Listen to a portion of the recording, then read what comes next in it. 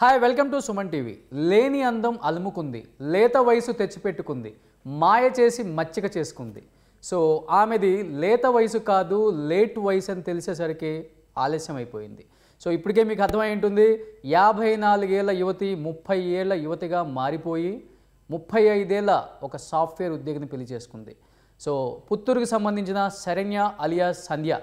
So ఇదే విషయం మీద మనతో చర్చించడానికి పుత్తూరు నుంచి సీఏ లక్ష్మీనారాయణ గారు లైవ్లో సిద్ధంగా ఉన్నారు.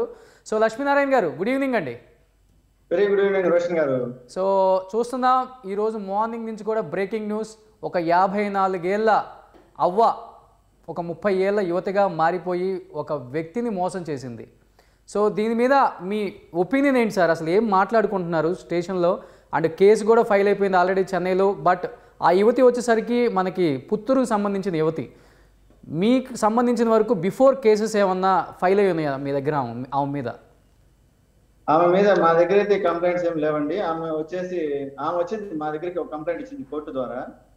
నేను పెళ్లి చేసుకున్నాను, హరి అని అతను చెన్నై అతను పెళ్లి చేసుకున్నాను. పెళ్లి చేసుకున్న తర్వాత నన్ను హరాస్ చేసినారు. కంప్లైంట్ అతని మీద వాళ్ళ మదర్ మీద కేసు కట్టమని చెప్పేసి కోర్టు నుంచి కంప్లైంట్ ఇచ్చినారు. కోర్టు నుంచి కంప్లైంట్ ఇచ్చిన తర్వాత మళ్ళీ వాళ్ళ హస్బెండ్ ని summon call for 41 notice summon call for చేసినాము. కాల్ ఫర్ చేసిన తర్వాత అతను వచ్చిన తర్వాత మనకి ఈ విషయాలన్నీ తెలిసినాయి. అతను ఎట్లా మోసపోయినాడు, ఏ విధంగా మోసపోయినాడు ఈమె దగ్గర అని చెప్పేసి మన దగ్గర వచ్చింది.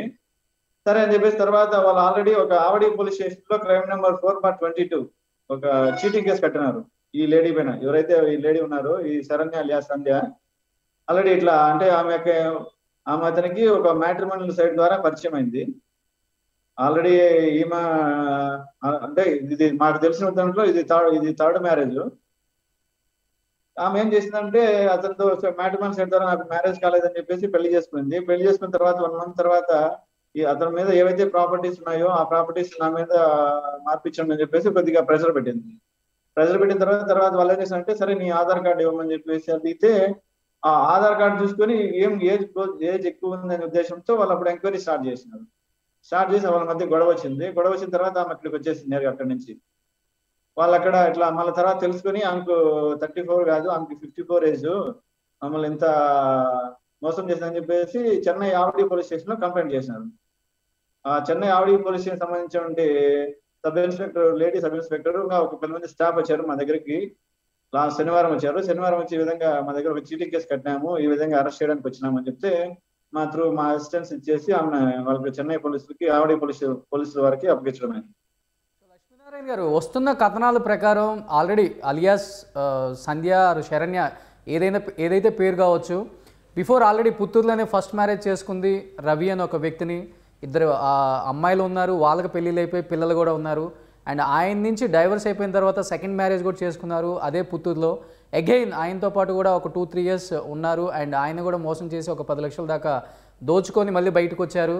అండ్ అక్కడి నుంచి వాళ్ళ అమ్మని చూస్తానని వెళ్ళి ఇంకా అక్కడి నుంచి వెనక్కి తిరిగి రాకుండా ఒక 1 year పాటు వెయిట్ చేసి మళ్ళీ ఇంకా థర్డ్ మ్యారేజ్కి వెళ్ళిపోయారు. అండ్ సెకండ్ మ్యారేజ్కి సంబంధించిన వ్యక్తి కూడా ఆల్రెడీ కేసు పెట్టారు అని మనం కథనాలు చూస్తున్నాం సార్. దానికి సంబంధించి మీ దగ్గర ఏమైనా ప్రూఫ్స్ ఉన్నాయా, లేకపోతే మీ దగ్గర ఏమైనా కేసు పెట్టడం జరిగిందా? మీరు అన్నట్టు సెకండ్ మ్యారేజ్ అని చెప్పినారు. అతను వచ్చేసి పేరు సుబ్రహ్మణ్యము. అతని నేటివ్ ఆఫ్ మన పుత్తూరు కాదు, అతని నేటివ్ ఆఫ్ సేలం, అంటే సేలం దగ్గర జోలార్పేట. అతను నేను ఇట్లా మోసపోయినానని చెప్పేసి యాక్చువల్లీ మనం జస్ట్ ఇన్ఫార్మ్ చేశాను, ఇట్లా మోసపోయినాను అంత దగ్గర అని చెప్పేసి. దానికి సంబంధించి ఎవరు కూడా మిమ్మల్ని కాంటాక్ట్ అవ్వలేదా సార్ ఈ కేసుకు సంబంధించి ఎస్పెషల్లీ? లేదండి. ఆ ఫస్ట్ రవి అతను కానీ ఇతని సుబ్రహ్మణ్యం కానీ జస్ట్ మనకి ఇన్ఫర్మేషన్ ఇచ్చాను, నేను కూడా మోసపోయినానని చెప్పేసి. అంటే అతను మన ఇక్కడ పుత్తూరు కదా కాబట్టి వాళ్ళు అక్కడ కంప్లైంట్ ఇవ్వమని చెప్పేసి అక్కడికి పంపించింది. సార్ ఇలాంటి కేసులన్నీ కూడా చాలా తరచుగా వస్తుంటాయి సార్, ఎప్పుడు వినని కేసులు ఇవి. అండ్ ఫస్ట్ టైం ఇలాంటి కేసు విన్న తర్వాత యాజ్ అ సీఏగా మీకేమనిపించింది అసలుకి? అంటే పుత్తూరులో ఇదే మొదటి కేసా ఇలాంటికి సంబంధించిన మహిళ ఇదేనా, లేకపోతే ఇంతకుముందు ఏమైనా చూసారా? ఇప్పుడు యువత ఎట్లున్నారంటే, ఇంతకుముందు పాతకాలంలో వాళ్ళ ఇంటికి వెళ్ళి పెళ్లి చూపులు చూసి ఓకే అనుకొని ఇట్లా చేసేవాళ్ళు. కానీ ఇప్పుడు ప్రజెంట్ మ్యాట్రిమోనియల్ సైట్స్ విపరీతంగా వచ్చినాయి.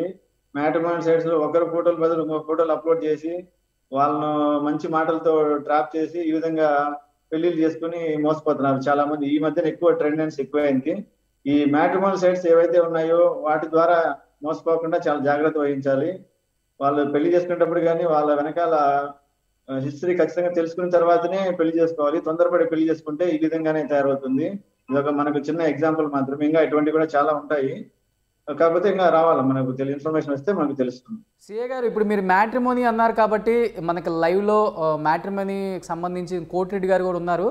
ఒకసారి ఆయన లైవ్లో ఏం చెప్తారో ఒకసారి విందాం సార్. అండ్ మీరు కూడా ఇలాంటి కేసెస్ నేను కూడా ఫస్ట్ టైం చూస్తున్నాను అన్నారు కాబట్టి మ్యాట్రిమోనీలో జరుగుతున్న మోసాలు నిజంగా మనం చాలానే చూస్తున్నాం.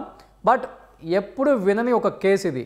54 వర్సెస్ 30 అనేది చాలా ఇంట్రెస్టింగ్గా ఉంది. చాలామందికి కూడా భయం కలిగించే ఒక సంచలనమైన న్యూస్ అని చెప్పుకోవచ్చు ఇది. అండ్ కోటిరెడ్డి గారు సార్, కోటిరెడ్డి గారు, మీరు మ్యాట్రిమోనీలో చాలా పెళ్ళిళ్ళు చేశారు. బట్ ఆమె కూడా మ్యాట్రిమోనీకి సంబంధించి కాంటాక్ట్ అయ్యి వాళ్ళని మచ్చిక చేసుకొని ఇలాంటి పందాలు ఎన్నో నడుపుతూ ఉంది. ఇది 1 కాదు 2 కాదు 3వ పెళ్ళి అని న్యూస్లో వింటున్నాం. బహుశా మీరు ఇలాంటి కేసెస్ ఏమైనా చూసారా సార్? అసలు ఎలాంటి కేసెస్ మీ దగ్గరికి వస్తారు పెళ్ళి కావాలి అని? ఓకే అండి, ముందుగా సుమన్ టీవీ వారికి లైవ్లో ఉన్నటువంటి వాళ్ళందరికీ నమస్కారాలండి. సార్, ఈ ప్రపంచంలో ఈ సమాజంలో మోసపోయేవాడు ఉన్నంతకాలం మోసం చేయడానికి సిద్ధంగా ఉంటారండి. ఈ కేసు ఒక విచిత్రమైనది. ఎలా అంటే సార్, కూరగాయల దగ్గరికి వెళ్ళి ఒక పావు కేజీ కూరగాయలు తీసుకునే వ్యక్తి 1కి 4 సార్లు కూరగాయని పట్టుకొని బేరం చేసి తెచ్చుకుంటారు. ఒక సెల్ కొనుక్కోవాలంటే ఎన్ని కంపెనీలో మనము ఎంక్వైరీ చేసుకొని, ఆన్లైన్లో ఎంక్వైరీ చేసుకొని, ఫ్రెండ్స్తో మాట్లాడుకొని మంచి ఫోన్ సెలెక్ట్ చేసుకోవడం కోసం కొంత టైం కూడా మనం టేకప్ చేస్తాం. సార్, మ్యారేజ్ అంటే జీవితంలో ఎంతో విలువైంది. మరి ఒకసారి తప్పు చేస్తే దిద్దుకోవడానికి అవకాశం లేనటువంటి పరిస్థితి మ్యారేజ్. ఇలాంటి మ్యారేజ్ చేసుకునేటప్పుడు మీరు అన్నారు ఇందాక మ్యాట్రిమనీ అని. సార్, దీంట్లో డిఫరెన్స్ చాలా ఉన్నాయి సార్. మ్యాట్రిమనీ అనేది ఓన్లీ ఆన్లైన్ మ్యాట్రిమనీలోనే ఇలాంటివి జరుగుతూ ఉంటాయి. దానికి మ్యాట్రిమనీ వల్ల కూడా మనం తప్పు లేదు.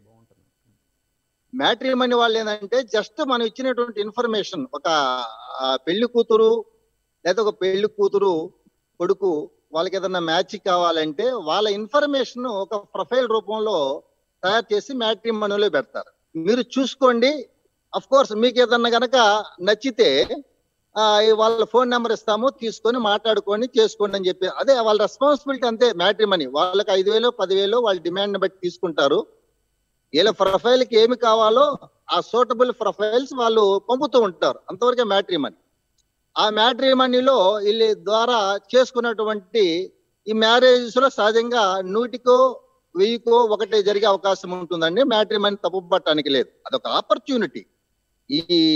ఈ పరిస్థితుల్లో సూటబుల్ మ్యాచ్ చేసుకోవాలంటే మరి సాధ్యమయ్యే పరిస్థితి కాని పరిస్థితుల్లో మ్యాట్రిమనీ ఏంటంటే సైట్ లో మనకు కావాల్సినటువంటి ఒక వస్తువును మనం ఏ విధంగా మార్కెట్ లో కొనుక్కుంటున్నామో చూసుకొని, అదే విధంగా మనకు కావాల్సిన ప్రొఫైల్, మన ప్రొఫైల్ అక్కడ పెట్టేసి మనకు కావాల్సిన ప్రొఫైల్ వాళ్ళ ద్వారా చూసుకుంటాం. ఒక్క నిమిషం కోటిరెడ్డి గారు, ఒక్క నిమిషం. లక్ష్మీనారాయణ గారు చెప్పండి. మ్యాట్రిమోనీకి సంబంధించిన కోటిరెడ్డి గారు కూడా క్లియర్ గా చెప్పారు జరుగుతున్న తందా ఏ విధంగా ఉంది కూడా దానిలో. సో దాని మీద మీ ఒపీనియన్ ఏంటి సార్? ఓవరాల్ గా అసలు మీకు ఈ కేసు చూసినప్పుడు కానీ, అండ్ ఆమె మీ ప్రాంతానికి చెందిన ఒక మహిళ కాబట్టి, అండ్ తమిళనాడు పోలీసులు ముఖ్యంగా మీకు ఇచ్చిన సమాచారం ఏంటి, అండ్ మీకు వాళ్ళు ఇచ్చిన సమాచారం ఏంటి?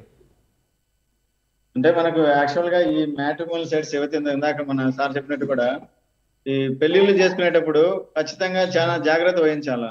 కూరగాయల కొనేదానికి కూడా 1కి 2 సార్లు చెక్ చేసుకుంటాము. ఆ విధంగా కూడా ఈ ఆన్లైన్ మోసపోకుండా కనీసం చెక్ చేసుకోవాలి. మనం 1కి 2 సార్లు చూసుకొని ఓకే ఫిట్ అయితేనే మనం మ్యారేజ్ ముందుకెళ్ళాలి. ఎందుకంటే ఇది లైఫ్ టైం ఒక మిస్టేక్ మాదిరి కాకుండా జాగ్రత్త వహించాలి. పెళ్లి అనేది ఒకసారి పెళ్లి అనేది చెడిపోయిందంటే అది లైఫ్ టైం వెంటాడుతుంటుంది ఆ మిస్టేక్ అనేది.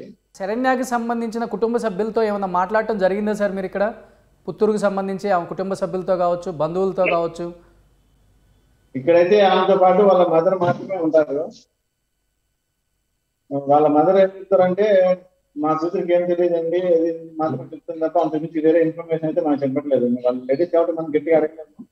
వాళ్ళ మదర్ మాత్రం అదే చెప్తుంది, మా కూతురికి ఏం తెలియదు, అన్యాయం చేయలేదు అని చెప్పి మాత్రం చెప్తుంది. ఓకే, సో నిజంగా thank you so much Lakshminarayana గారు. డ్యూటీలో ఉన్నారు, బిజీగా ఉన్నారు. సో కేసెస్ వచ్చే టైం మీకు కూడా. థ్యాంక్ యూ సో మచ్ లైవ్లో జాయిన్ అయినందుకు లక్ష్మీనారాయణ గారు once again. Thank you very much. Thank you అండి.